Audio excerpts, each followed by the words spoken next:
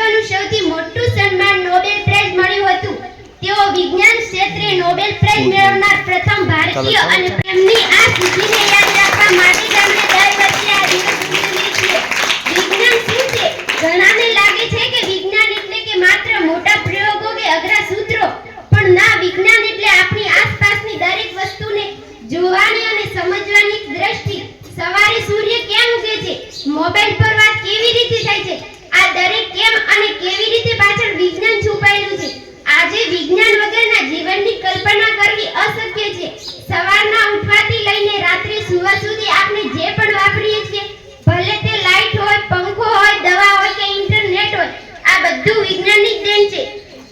આપણી જવાબદારી શું? આજના દિવસે આપણે માત્ર વિજ્ઞાનની વાતો નથી કરવાની, પણ આપણા જીવનમાં વૈજ્ઞાનિક અભિગમ કેળવવાનો છે. વૈજ્ઞાનિક અભિગમ એટલે કે કોઈ પણ વાતને આંધળી રીતે માની લેવાને બદલે તેની પાછળનું સત્ય જાણવું. આપણે અંધશ્રદ્ધા છોડીને પ્રશ્ન પૂછવાની આદત કેળવવી જોઈએ. ભારતના પૂર્વ રાષ્ટ્રપતિ ડોક્ટર એપીજે અબ્દુલ કલામ કહેતા કે યુવાનોએ હંમેશા સપના જોવા જોઈએ અને તે સપનાને વિજ્ઞાન અને મહેનતથી સાચા કરવા જોઈએ. આભાર.